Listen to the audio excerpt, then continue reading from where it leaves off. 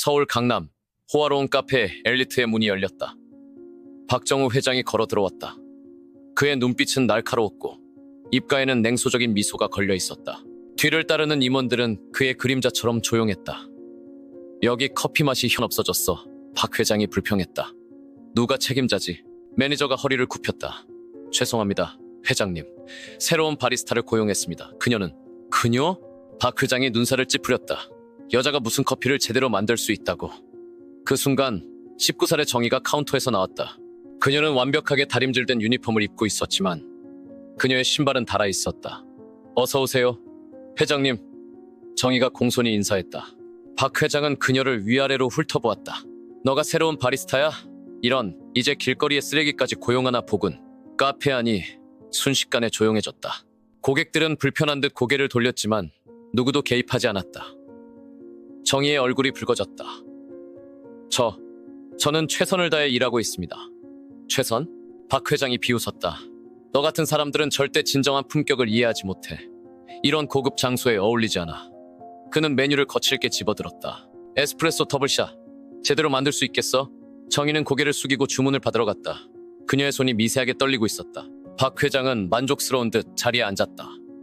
그의 임원들은 그의 말에 맞장구를 쳤다. 역시 회장님, 이런 사람들에겐 강한 훈육이 필요합니다. 맞습니다. 품격을 모르는 사람이 어떻게 고급 서비스를 제공할 수 있겠습니까? 박 회장은 미소를 지었다. 그의 눈에는 차가운 승리감이 비쳤다. 그는 이제 막 시작이라는 듯 주변을 둘러보았다. 오늘도 그의 권력을 과시할 완벽한 날이었다. 이게 뭐야? 이 더러운 것이! 박 회장의 격분한 목소리가 강남의 고급 카페를 흔들었다. 정희는 그 자리에서 얼어붙었다. 그녀의 손에 들린 찻잔이 격렬하게 떨렸다. 박 회장은 잔을 바닥에 내던졌고 도자기 파편이 사방으로 튀었다. 이런 쓰레기 같은 서비스로 고객을 대접하겠다고? 넌 인간 쓰레기야. 박 회장은 얼굴을 붉히며 소리쳤다. 정희는 고개를 숙이며 떨리는 목소리로 말했다. 죄송합니다, 손님. 즉시 치우고 새 잔을 가져오겠습니다. 가만히 있어. 박 회장이 그녀의 팔을 붙잡았다. 내 더러운 손으로 만진 것은 아무것도 원하지 않아. 넌 여기 있을 자격도 없어. 카페 안의 공기가 얼어붙었다. 다른 손님들은 충격받은 듯 쳐다보았지만 아무도 나서지 않았다. 이봐, 매니저. 박 회장이 고함쳤다. 이런 쓰레기를 어떻게 고용했어? 당장 해고해. 매니저가 허둥지둥 달려왔다. 박 회장님, 정말 죄송합니다. 즉시 조치하겠습니다. 그 순간 한 젊은 임원이 박 회장에게 귓속말을 했다.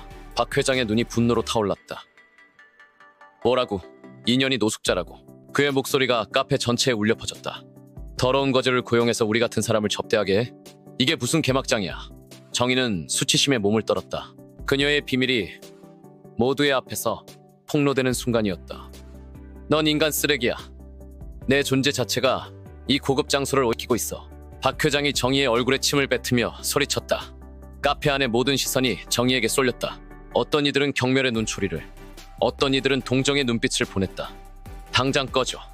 내 더러운 발로 이 바닥을 더럽히지 마. 박 회장이 정희를 향해 커피를 던졌다. 뜨거운 액체가 그녀의 깨끗한 유니폼을 적셨다. 정희는 눈물을 참으며 떨리는 손으로 목의 작은 목걸이를 꽉 쥐었다. 그녀의 눈에 고통과 결의가 교차했다. 죄송하지만 그녀의 목소리는 작지만 단호했다. 제가 어떤 상황에 있든 그것이 제 가치를 결정하지 않습니다. 저는 여기서 열심히 일할 권리가 있습니다. 카페 안이 숨죽인 침묵에 휩싸였다. 박 회장의 얼굴이 경로로 일그러졌다. 이 천한 것이 감히. 그가 손을 들어올리며 외쳤다. 여러분이라면 어떻습니까? 박 회장처럼 정의를 무시하고 멸시하겠습니까? 아니면 그녀의 상황을 이해하려 노력하겠습니까? 이 도발적인 질문에 대한 여러분의 생각이 궁금합니다. 지금 바로 구독 버튼을 눌러 이런 흥미진진한 이야기를 더 많이 만나보세요. 박 회장의 손이 정희의 얼굴을 향해 날아들었다. 그 순간 한 젊은 고객이 박 회장의 팔을 붙잡았다. 이러시면 안 됩니다, 회장님. 그 남자가 말했다. 폭력은 문제를 해결하지 않습니다. 박 회장은 분노에 차 그 고객을 노려보았다. 넌 누구야? 이 천한 것을 감싸다니. 저는 김민준입니다. 법무법인 정희의 변호사입니다. 그가 차분히 대답했다. 이 상황은 명백한 인권 침해입니다. 카페 안의 분위기가 급변했다. 다른 손님들도 하나둘 일어나기 시작했다. 그래요. 너무하십니다. 한 중년 여성이 말했다. 그녀도 인간이에요. 이렇게 대할 순 없어요. 다른 손님이 거들었다. 박 회장은 주위를 둘러보았다. 그의 얼굴에 당혹감이 스쳤다. 다들 뭘 안다고. 그가 으르렁거렸다. 이런 쓰레기를 고용한 이 카페도 다시는 오지 않겠어. 그는 화를 내며 카페를 나갔고 그의 수행원들이 따랐다. 정희는 그 자리에 서서 떨고 있었다. 김민준이 그녀에게 다가왔다. 괜찮으세요? 그가 부드럽게 물었다. 정희는 고개를 끄덕였지만 눈물이 그녀의 뺨을 타고 흘러내렸다. 제가 도와드리고 싶습니다. 김민준이 말했다. 당신의 상황에 대해 더 자세히 알 수 있을까요? 정희는 잠시 망설였지만 결국 고개를 끄덕였다. 그들은 카페의 한 구석으로 자리를 옮겼다. 저는 노숙자입니다. 정희가 작은 목소리로 말했다. 하지만 열심히 일하고 있어요. 이 일자리가 제게는 전부예요. 김민준은 동정심 어린 눈으로 그녀를 바라보았다. 당신의 상황이 어떻든 그것이 당신의 가치를 결정하지 않습니다. 제가 법적으로 도와드릴 수 있는 방법을 찾아보겠습니다. 그 순간 카페 매니저가 다가왔다. 정희 씨, 죄송합니다만 오늘 일로 인해 잠깐만요. 김민준이 매니저를 가로막았다. 그녀를 해고하려는 건가요? 그건 명백한 차별입니다. 매니저는 당황한 듯 보였다. 하지만 박 회장의 의견은 중요하지 않습니다. 김민준이 단호하게 말했다. 우리는 법정에서 이 문제를 다룰 수 있습니다. 매니저는 잠시 고민하다가 한숨을 쉬었다. 알겠습니다. 정희 씨, 계속 일하세요. 정희의 눈에 희망의 빛이 스쳤다. 그녀는 김민준을 향해 고개를 숙였다. 정말 감사합니다. 함께 이 상황을 극복해 나가요. 김민준이 미소 지었다. 당신은 혼자가 아닙니다. 며칠이 지났지만 박 회장의 위협은 여전히 카페 위에 그림자를 드리우고 있었다. 정희는 2배로 열심히 일했다. 그녀의 움직임 하나하나에 완벽을 기하려는 노력이 엿보였다. 어느 날 아침 박 회장이 다시 카페에 나타났다. 그의 눈에는 여전히 경멸의 빛이 서려 있었다. 아직도 여기 있나 보지? 그가 비웃듯 말했다. 이런 곳에 명성을 더럽히는 걸 즐기나 봐. 정희는 침착하게 대답했다. 손님, 제가 어떤 상황에 있든 저는 최선을 다해 일하고 있습니다. 박 회장은 코웃음을 쳤다. 최선? 너 같은 쓰레기가 뭘 안다고. 넌 여기 있을 자격도 없어. 그 순간 정희의 목에 걸린 작은 목걸이가 그의 시선을 끌었다. 그건 뭐지? 그가 갑자기 물었다. 그런 값비싼 물건을 어떻게 가지고 있지? 정희는 무의식적으로 목걸이를 감쌌다. 이건 소중한 선물입니다. 박 회장의 눈이 가늘어졌다. 훔친 거겠지. 너 같은 것들은 항상 그렇지. 아닙니다. 정희가 강하게 부인했다. 이건 제게 매우 중요한 물건입니다. 박 회장은 갑자기 손을 뻗어 목걸이를 잡으려 했다. 정희는 놀라 뒤로 물러났고 그 과정에서 그녀의 손에 들고 있던 커피가 박 회장의 정장 위로 쏟아졌다. 이 망할 년. 박 회장이 고함을 질렀다. 네가 무슨 짓을 한 줄 알아. 카페 안이 다시 한번 얼어붙었다. 모든 시선이 그들에게 집중됐다. 죄송합니다. 제가 실수를. 정희가 말하려 했지만 박 회장이 그녀의 말을 잘랐다. 네, 존재 자체가 실수야. 그가 으르렁거렸다. 넌 이 세상에 필요 없는 존재라고. 그 순간 김민준이 다시 나타났다. 그만하세요, 박 회장님. 이건 명백한 괴롭힘입니다. 박 회장은 김민준을 노려보았다. 넌 또 뭐야? 이 천한 것의 변호사라도 되나? 맞습니다. 김민준이 단호하게 대답했다. 그리고 당신의 행동은 모두 증거로 남을 겁니다. 박 회장의 얼굴이 창백해졌다. 그는 주위를 둘러보다 휴대폰을 꺼내든 몇몇 손님들을 발견했다. 이게 끝이 아니다. 그가 으르렁거리며 카페를 빠져나갔다. 정희는 떨리는 손으로 목걸이를 꽉 쥐었다. 그녀의 눈에 결의와 동시에 슬픔이 깃들었다. 김민준이 그녀에게 다가왔다. 괜찮으세요? 그 목걸이 특별한 의미가 있나요? 정희는 잠시 망설이다. 작은 목소리로 대답했다. 네, 이건 제 과거의 유일한 연결고리예요. 며칠 후 박 회장은 몇몇 임원들과 함께 카페에 다시 나타났다. 그들은 조용히 대화를 나누고 있었지만 정희가 지나갈 때마다 그들의 목소리가 의도적으로 커졌다. 내 아들이었다면 이런 일은 없었을 거야. 박 회장이 한숨을 쉬었다. 그 애는 진정한 엑셀런스가 무엇인지 알았지. 다른 임원이 고개를 끄덕였다. 그 애의 죽음은 정말 비극이었습니다. 그렇게 젊고 유망한 사람이. 정희는 그들의 대화를 들으며 얼어붙었다. 그녀의 손이 무의식적으로 목걸이를 꽉 쥐었다. 그래, 내 아들은 완벽했어. 박 회장의 목소리가 떨렸다. 이런 쓰레기들과는 달랐지. 정희는 천천히 그들의 테이블로 다가갔다. 손님, 주문하시겠습니까? 박 회장이 그녀를 노려보았다. 넌 아직도 여기 있나? 내가 말했잖아. 넌 여기 있을 자격이 없다고. 정희는 침착하게 대답했다. 죄송하지만 저는 제 일을 하고 있을 뿐입니다. 일? 박 회장이 비웃었다. 네가 하는 건 이 장소의 품격을 떨어뜨리는 것뿐이야. 그 순간 정희의 눈에 눈물이 고였다. 그녀는 깊게 숨을 들이쉬고 천천히 말했다. 박 회장님, 제가 감히 말씀드리자면 당신 아들은 이런 모습을 원하지 않으셨을 겁니다. 카페 안이 순식간에 조용해졌다. 모든 시선이 그들에게 집중됐다. 박 회장의 얼굴이 창백해졌다. 뭐라고? 네가 감히 내 아들을 언급해? 정희는 떨리는 손으로 목걸이를 꺼냈다. 이건 당신 아들이 제게 주신 겁니다. 박 회장이 목걸이를 자세히 보더니 갑자기 일어섰다. 그건 내가 아들에게 준 거야. 어떻게 당신 아들은 저희 같은 사람들을 도와주셨어요. 정희의 목소리가 떨렸다. 그분은 우리에게 희망을 주셨습니다. 박 회장의 얼굴에 혼란과 분노, 그리고 슬픔이 교차했다. 거짓말이야. 내 아들이 너 같은 것들과 어울릴 리가 없어. 회장님, 한 임원이 조심스럽게 말했다. 그 목걸이 확실히 회장님 아들의 것 같습니다. 박 회장은 의자에 힘없이 주저앉았다. 어떻게 이럴 수가? 정희는 고개를 숙이고 말했다. 당신 아들은 우리에게 천사 같은 분이셨어요. 그분의 기억을 이렇게 더럽히지 말아주세요. 카페 안은 무거운 침묵에 휩싸였다. 박 회장의 눈에서 처음으로 눈물이 흘러내렸다. 카페 안의 무거운 침묵이 박 회장의 휴대폰 벨소리로 깨졌다. 그는 천천히 전화했다. 네, 김 비서 뭐라고? 카페를 인수한다고? 그의 목소리가 점점 커졌다. 좋아, 진행해. 그는 전화를 끊고 정희를 노려보았다. 이제 네 운명은 내 손에 달렸다. 정희는 눈을 크게 뜨고 물었다. 무슨 뜻이신가요? 박 회장이 비웃으며 말했다. 이 카페를 인수하기로 했어. 첫 번째로 할 일은 특정 사람들을 정리하는 거지. 카페 직원들 사이에 동요가 일었다. 정희는 잠시 눈을 감았다가 다시 열었다. 박 회장님, 그녀가 조용히 말했다.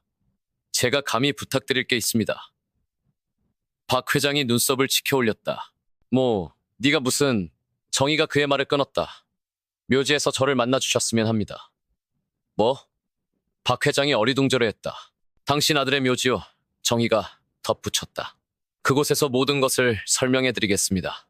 박 회장의 얼굴에 분노와 호기심이 교차했다. 네가 감히 좋아, 그렇게 하지.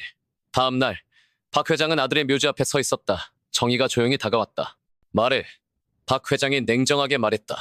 네가 우리 아들과 무슨 관련이 있다는 거지. 정희는 깊은 숨을 들이쉬고 목걸이를 꺼냈다. 이건 당신 아들이 저희에게 준 희망의 상징입니다. 무슨 소리야? 박 회장이 따져 물었다. 당신 아들은 정희의 눈에 눈물이 고였다. 저와 제 동생들의 수호천사였어요. 박 회장의 얼굴이 굳어졌다. 무슨 뜻이지? 정희는 천천히 이야기를 시작했다. 4년 전 추운 겨울날 박 회장의 얼굴에 복잡한 감정이 스쳐 지나갔다. 그는 정희의 이야기를 들으려는 듯 자세를 굳혀 앉았다. 정희는 떨리는 목소리로 말을 이어갔다. 그날 저와 제 동생들은 거리에서 추위에 떨고 있었어요. 아무도 우리를 거들떠보지 않았죠. 그녀의 눈에서 눈물이 흘러내렸다. 그때 당신의 아들이 나타났어요. 그는 우리에게 따뜻한 음식과 옷을 주셨어요. 그리고 정희는 잠시 말을 멈추고 깊은 숨을 들이쉬었다. 그는 우리에게 희망을 주셨어요. 너희들의 현재가 너희의 미래를 결정하지 않는다고 말씀하셨죠? 박 회장의 눈이 커졌다. 그게 사실이야. 정희는 고개를 끄덕였다. 네, 그 후로 그분은 계속 우리를 도와주셨어요. 이 목걸이도 그때 주신 거예요. 그녀는 조심스럽게 목걸이를 박 회장에게 건넸다. 박 회장은 떨리는 손으로 그것을 받아들었다. 이건 그의 목소리가 떨렸다. 내가 아들의 20살 생일에 선물한 거야. 갑자기 박 회장의 눈에서 눈물이 흘러내렸다. 어떻게 내가 이런 걸 몰랐지? 정희는 조용히 말했다. 그분은 항상 겸손하셨어요. 자신의 선행을 자랑하지 않으셨죠. 박 회장은 무릎을 꿇고 아들의 묘비를 어루만졌다. 아들아, 네가 이런 일을 하고 있었다니. 그때 정희의 휴대폰에서 알림음이 울렸다. 그녀는 놀란 표정으로 화면을 확인했다. 무슨 일이야? 박 회장이 물었다. 정희는 떨리는 목소리로 대답했다. 제 동생들이요. 그들이 각각 다른 보육권으로 보내진다고 해요. 박 회장의 표정이 변했다. 그는 천천히 일어나 정희를 바라보았다. 너희 동생들 몇 명이지? 셋이에요. 정희가 대답했다. 박 회장은 잠시 생각에 잠겼다. 그리고 갑자기 결심한 듯 말했다. 걱정하지 마. 내가 그들을 돌볼 거야. 정희의 눈이 커졌다. 정말인가요? 그래. 박 회장이 단호하게 말했다. 이게 내 아들이 원했을 일이야. 그의 유산을 이어가는 거지. 정희는 감격에 겨워 울음을 터뜨렸다. 박 회장은 어색하게 그녀의 어깨를 토닥였다. 가자. 그가 말했다. 내 동생들을 데리러 가야지. 두 사람은 묘지를 떠나며 새로운 시작을 향해 걸어갔다. 박 회장은 자신의 대저택 서재에 앉아 아들의 일기장을 펼쳤다. 그의 손이 미세하게 떨렸다. 페이지를 넘기면서 그의 눈에 눈물이 고였다. 아버지, 오늘도 그 아이들을 만났습니다. 그들에서 희망을 보았어요. 제가 그들에게 줄 수 있는 건 작은 것뿐이지만 그들의 미소는 제 인생을 바꾸고 있습니다. 박 회장은 깊은 한숨을 내쉬었다. 그는 지난 몇 주간 아들의 모든 기록을 조사했다. 은행 개인 메모, 심지어 비밀리에 운영하던 자선단체의 서류까지. 모든 것이 정의의 말이 사실임을 증명했다. 어떻게 이런 걸 몰랐을까? 그가 중얼거렸다. 그때 노크 소리가 들렸다. 들어오세요. 박 회장이 말했다. 정의가 조심스럽게 문을 열고 들어왔다. 그녀의 뒤로 3명의 어린아이들이 따라 들어왔다. 박 회장님, 제 동생들입니다. 정의가 말했다. 박 회장은 천천히 일어나 아이들에게 다가갔다. 그의 눈에 따뜻함이 어렸다. 어서 오너라. 가장 어린아이가 수줍어하며 정의 뒤로 숨었다. 박 회장은 부드럽게 미소 지었다. 괜찮아, 무서워하지 마. 그가 말했다. 이제부터 우리 모두 한 가족이 될 거야. 정의의 눈에 눈물이 고였다. 정말 감사합니다, 회장님. 박 회장은 고개를 저었다. 아니, 내가 감사해야 해. 너희가 내 아들의 진정한 모습을 보여줬으니까. 그는 책상으로 돌아가 서류 뭉치를 집어들었다. 이건 너희들의 새집 계약서야. 그리고 이건 교육기금. 너희 모두가 좋은 교육을 받을 수 있도록 했어. 정의는 놀라 말을 잇지 못했다. 박 회장은 계속해서 말했다. 그리고 카페 말이다. 내가 인수는 했지만 너희가 그곳에서 일하길 바란다. 반일제로 일하면서 학업도 병행할 수 있도록 했어. 큰 아이가 용기를 내어 물었다. 저희가 정말 학교에 갈 수 있나요? 박 회장은 따뜻하게 미소 지었다. 그럼 당연하지. 우리 아들이 그랬듯이 너희도 꿈을 이룰 기회를 가져야 해. 정의는 감격에 겨워 흐느꼈다. 어떻게 감사의 말씀을 드려야 할지 박 회장은 그녀의 말을 가로막았다. 감사할 것 없다. 이건 내 아들의 유지를 받드는 거야. 그리고 나 자신을 위한 것이기도 해. 그는 창밖을 바라보며 말을 이었다. 나는 오랫동안 물질적인 성공만을 좇았어. 하지만 내 아들은 진정한 성공이 무엇인지 알고 있었지. 이제야 그 의미를 깨닫게 됐어. 박 회장은 다시 아이들을 바라보았다. 자, 이제 새로운 시작이다. 우리 모두 함께 더 나은 세상을 만들어보자. 그날 저녁, 박 회장의 저택은 오랜만에 웃음소리로 가득 찼다. 거실 벽에 걸린 박 회장, 아들의 사진 속 청년이 환하게 웃고 있는 듯 했다. 카페에서는 새로운 간판이 걸렸다. 희망의 씨앗 카페. 박 회장 아들의 꿈을 기리며 더 나은 미래를 향한 작은 시작이었다. 이 이야기는 우리에게 중요한 교훈을 줍니다. 외모나 상황으로 사람을 판단하지 말고 모든 이의 내면에 있는 가치를 볼 수 있어야 합니다. 여러분도 오늘부터 주변 사람들에게 더 많은 이해와 연민을 보여주는 건 어떨까요? 채널 구독과 댓글로 여러분의 생각을 들려주세요. 그리고 마지막으로 궁금한 게 있습니다. 박 회장이 처음부터 정의의 사연을 알았다면 그의 행동이 달라졌을까요? 여러분은 지금 어디에서 이 영상을 보고 계신가요? 집이신가요? 아니면 출퇴근길인가요? 댓글로 알려주세요.